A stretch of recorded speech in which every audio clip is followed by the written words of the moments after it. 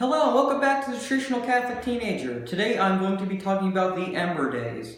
So what are the Ember Days, you may ask? I mean, you really don't hear about them much more, unless you're reading an older book or something. So, the Ember Days, it's 12 days of prayer and fasting spread throughout the year. Now, there are 4 groups of these days, which is 3 days in each group, one for each season. So there's one in winter, spring, fall, summer, and fall. So the first group of Ember Days was the Wednesday, Friday, and Saturday after the first Sunday in Lent.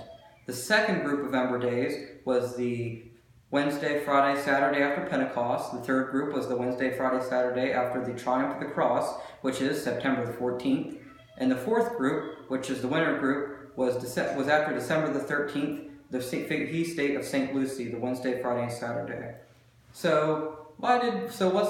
What are the Ember Days for? So the Ember Days are to ask God to bless man in thanksgiving of God's gift of nature, especially in grapes, wheat, and olives, which are used in liturgy, and thanksgiving of the sacraments, and to pray for the priests. So how did the Ember Days get their start? So back in the ancient Roman times, the pagans used to celebrate during the summer, fall, and winter for the different harvest seasons. So the church, trying to convert the pagans, did like what they did in Christmas. So they took these days of celebration and turned them into celebrations of fasting and prayer to help convert the pagans. So what they did is they took the summer festival and turned it into a celebration of wheat. So we prayed and fasted for that. The fall Ember Days became for the grapes, and the winter Ember Days became for the olives. Now, later on, they added Ember Days in the spring in celebration of God's gift of the renewal of nature and God's gift of light to us. So the Ember Days were also traditionally on Wednesday and Friday, but they again added Saturday for the prayers for priests, and that's also why ordinations were all common on Ember Saturdays.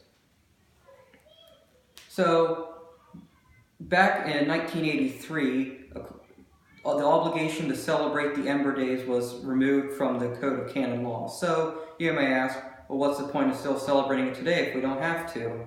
So, there's 4 pretty good reasons why we still should. First, if you look in our world, we're pretty separated from nature anymore. I mean, when you want to go, you don't go outside and pick a leek for your soup anymore. You don't go kill the cow for some hamburger. You just go to the store and buy everything. A lot of times, if you live in the city, you really don't see much of nature at all. So this is a good day to help us go back and reflect on how much God has gifted us through nature.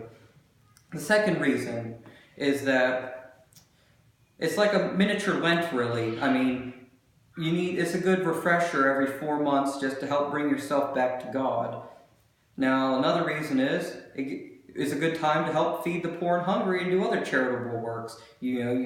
How long do you spend eating dinner and lunch for 3 days? That's a time and money you could go do to help the poor. And a fourth reason is prayers for vocations, because we have a really bad vocation crisis in the church. We really need more priests. So this is a very good time, especially on the Ember Saturdays, to pray for the priests. Well, thank you for watching this video here. If next video I'm most likely going to be from Museum of Padre Pio, which is, I believe, to be the largest in the country and the second largest outside of Italy. So I'll see you then. And thank you again for watching this video and the Traditional Catholic Teenager.